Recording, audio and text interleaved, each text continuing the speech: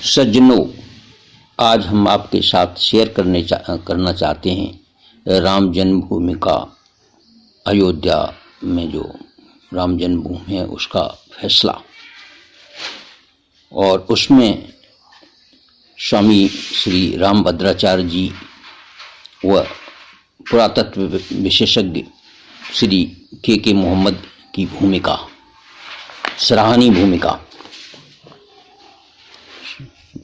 आपको ज्ञात होगा 9 नवंबर सन 2019 ईस्वी को भारत के उच्चतम न्यायालय की ओर से एक ऐतिहासिक फैसला दिया गया, जिसमें 500 वर्षों से चले आ रहे अयोध्या के श्री राम जन्मभूमि मंदिर और बाबरी मस्जिद के विवाद का पटाक्षेप हो गया।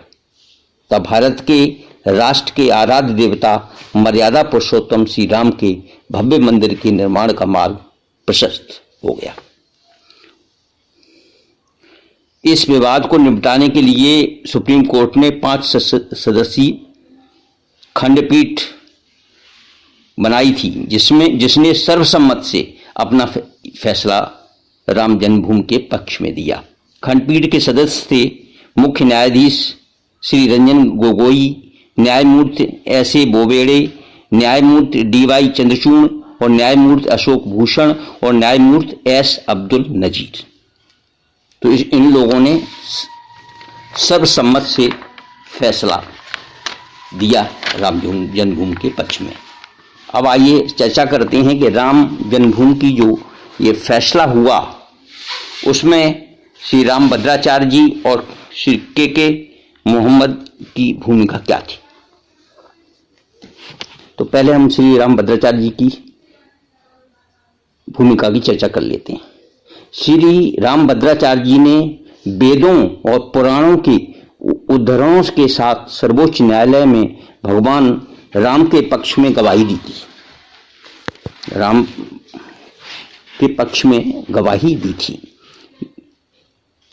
विचार सुप्रीम कोर्ट का था।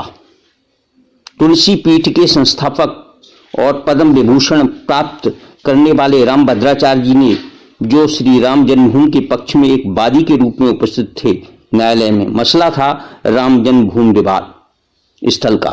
जज ने तीखे सवाल के साथ पूछा, आप लोग हर चीज में वेदों से सबूत मांगते हैं कि श्री राम का जन्म अयोध्या में उस स्थान पर हुआ था।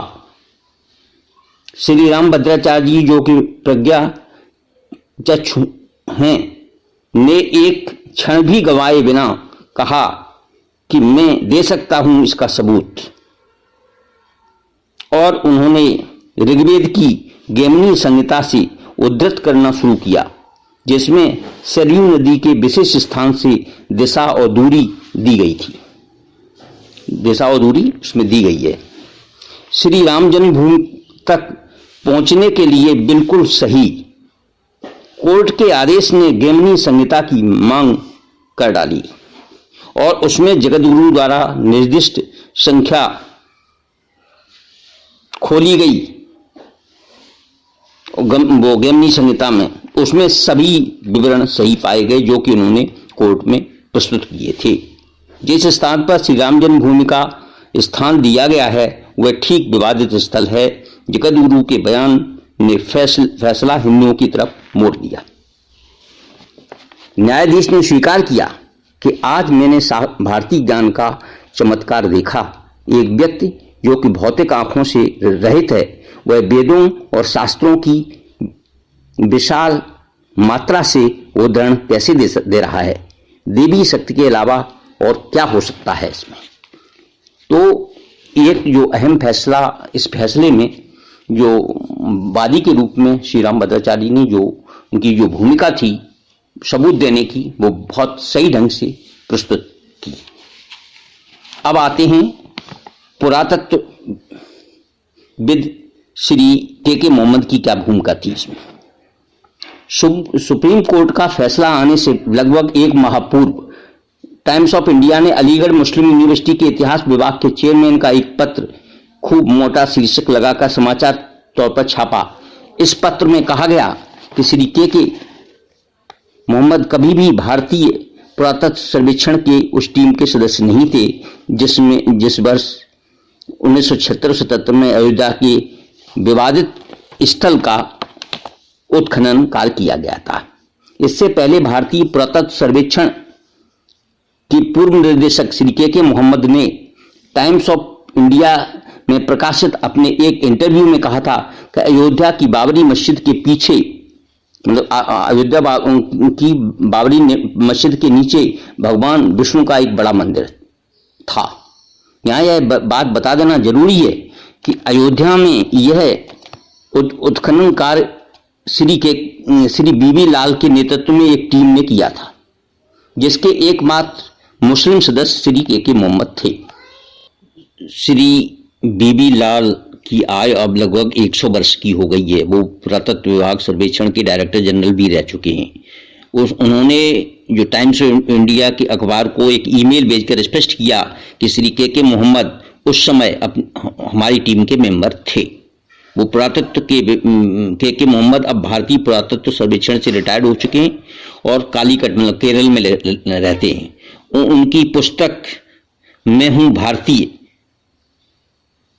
में एक अध्याय है अयोध्या के कुछ ऐतिहासिक तथ्य। मूलतः यह पुस्तक उन्होंने अपनी मातृभाषा मलयालम में लिखी है और उसका हिंदी अनुवाद हुआ है। वह अपनी पुस्तक मैं हूं भारतीय के अध्याय में, उपर्युक्त अध्याय में लिखते हैं कि प्रोफेसर बीबी लाल के नेतृत्व में अयोध्या उत्खनन टीम में दिल्ली स्कूल ऑफ आर्कियोलॉजी में मैं एक सदस्य था। उस समय के उत्खनन में मंदिर का स्तंभों के नीचे के भाग में ईंटों से बनाया हुआ आधार देखने को मिला।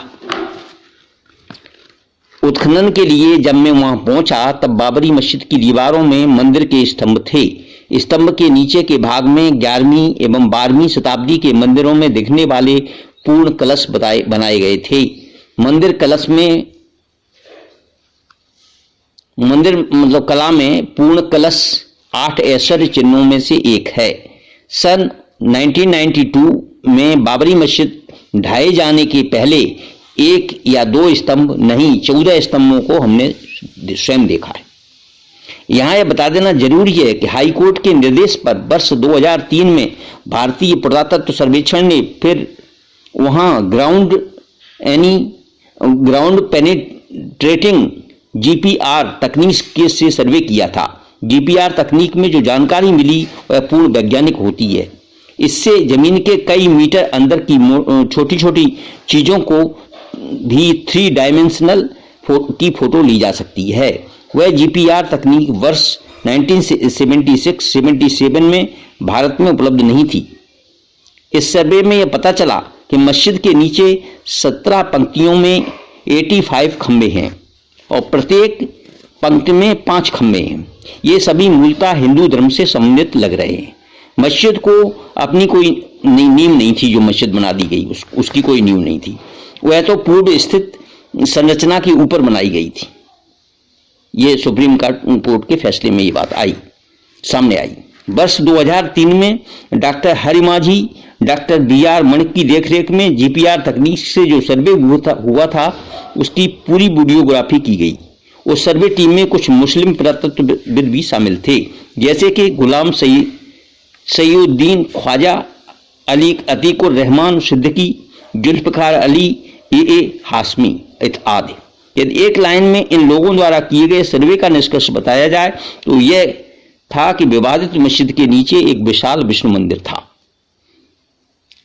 श्री के मोहम्मद अपनी पुस्तक में कहते हैं, बाबरी मस्जिद हिंदुओं को देकर समस्या का समाधान करने के लिए मुसलमान नरमपंथी जो मुसलमान थे वो तैयार थे, परंतु इसको खुलकर नहीं कह पा रहे थे, क्योंकि उग्रपंथी मुस्लिम जो है गुट की मदद करने के लिए कुछ वामपंथी इतिहासकार सामने आए और बाबरी मस्जिद नहीं छोड़ने का उपदेश दिया। उसमें थे मुख्य इरफान हबीब, प्रोफेसर इरफान हबीब, और जो कि बाबरी मस्जिद एक्शन कमेटी की कई बैठकों में भाग लिया करते थे।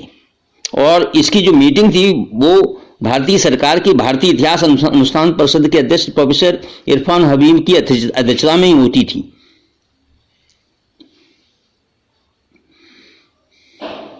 और इसका विरोध इतिहासकार प्रोफेसर MGH नारायण ने कई बार किया, परंतु प्रोफेसर हबीब ने इसे नहीं माना। के मोहम्मद लिखते हैं कि उदारवादी ताकतों को हतोत्साहित करने और उग्रवादियों को बढ़ावा देने में एक अंग्रेजी अखबार की भी भागीदारी थी।